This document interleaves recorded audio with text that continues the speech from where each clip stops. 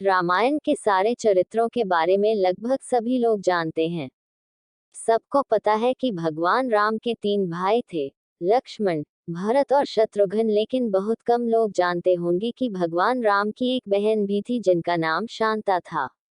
रामायण में भी शांता का बहुत कम जिक्र है। शांता इन चारों भाइयों की बड़ी बहन थी। कौन थी शांता? शांता का जिक्र रामायण में भी है। वह राजा दशरथ और कौशल्या की बेटी थी जिन्हें वशिनी और उनके पति रोमपद ने गोद लिया था। शांता ऋषि श्रृंग की पत्नी थी।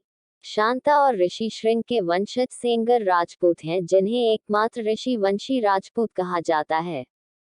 शांता की कहानी। शांता महाराजा दशरथ और कौशल्या की बेटी थी, जिन्हें अंग देश के राजा रोमपद और कौशल्या की बड़ी बहन वशिनी ने गोद लिया गया था।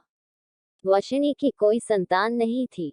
एक बार वशिनी अपने पति के साथ अपनी बहन से मिलने अयोध्या आई थी। वशिनी ने मजाक में शांता को गोद लेने की इच्छा जताई। वशिनी की ये बात सुनकर राजा दशरथ ने उन्हें अपनी बेटी शांता को गोद देने का वचन दे दिया और इस तरह शांता अंग देश की राजकुमारी बन गई। भाइयों के जन्म में सहायक। शांता के बाद राजा दशरथ की कोई संतान नहीं थी। वो एक पुत्र चाहते थे जो उनके राजवंश को आगे बढ़ाए। उन्होंने ऋषि श्रृंग को पुत्र का मेष्टि यज्ञ करने के लिए बुलाया, जिसके परिणामस्वरूप राम, भरत और जुड़वा लक्ष्मण और शत्रुघ्न का जन्म हुआ। शांता के विवाह का कारण। शांता को वेद, कला और शिल्प का अनूठा ज्ञान था। वह बहुत सुंदर थी। एक दिन राजा रोमपद शांता के साथ बातचीत में व्यस्त थे, तभी एक ब्राह्मण मॉनसून के दिनों में राजा से खेती में मदद मांगने आया। रोमपद ने ब्राह्मण की याचना पर ध्यान नहीं दिया।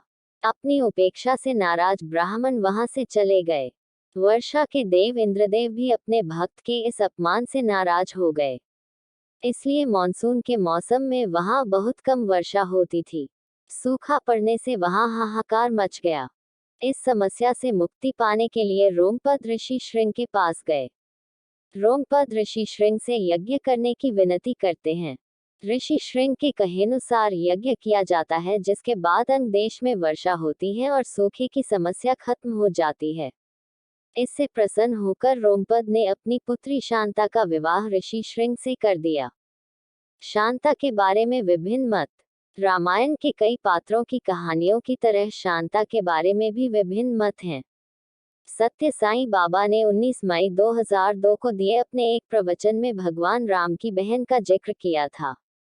प्रवचन के अनुसार राम को जन्म देने से पहले कौशल्या की एक बेटी थी जिसका नाम शांता था। चूंकि वह एक लड़की थी और सिंहासन पर नहीं बैठ सकती थी, इसलिए उन्होंने शांता को एक ऋषि को गोद दे दिया। ऋषि ने उन्हें पाल पोसकर बड़ा किया और ऋषि श्रृंग के साथ उनका विवाह किया।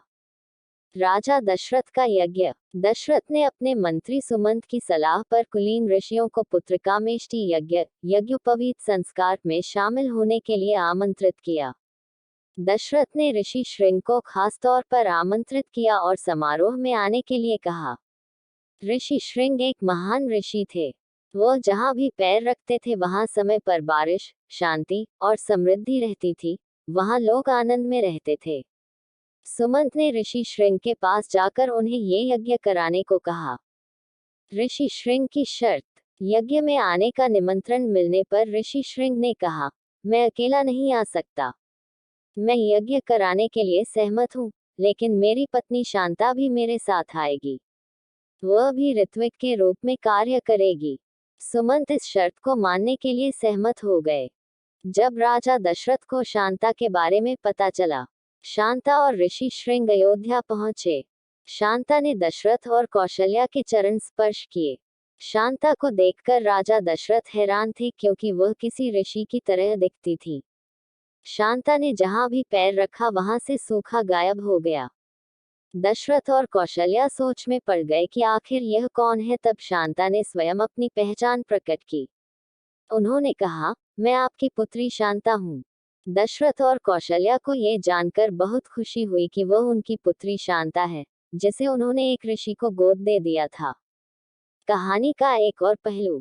कहानी का एक और संस्करण है जो टीवी के एक धारावाहिक में दिखाया गया था।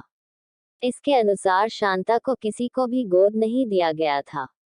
अयोध्या में एक बार भयंकर सूखा पड़ा था और ऋषि श्रृंग को यज्ञ करने के लिए बुलाया गया था। ऋषि श्रृंग द्वारा यज्ञ किए जाने पर जोरदार बारिश होती है और हर कोई खुशी से झूम उठता है। राजा दशरथ ऋषि श्रृंग को पुरस्कृत करने की इच्छा जताते हैं।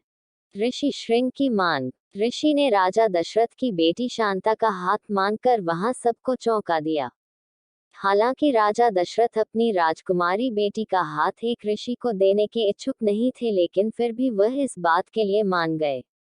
पुत्र कामेष्टि यज्ञ। सालों बाद भी राजा दशरथ की कोई संतान नहीं होती है। वह पुत्र कामेष्टि यज्ञ करने के लिए फिर से ऋषि श्रृंग को आमंत्रित करते हैं। यज्ञ कराने के बाद ऋषि श्रृंग रानियों को प्रसाद खाने को देते हैं और इस तरह अयोध्या के राजकुमारों का जन्म होता है।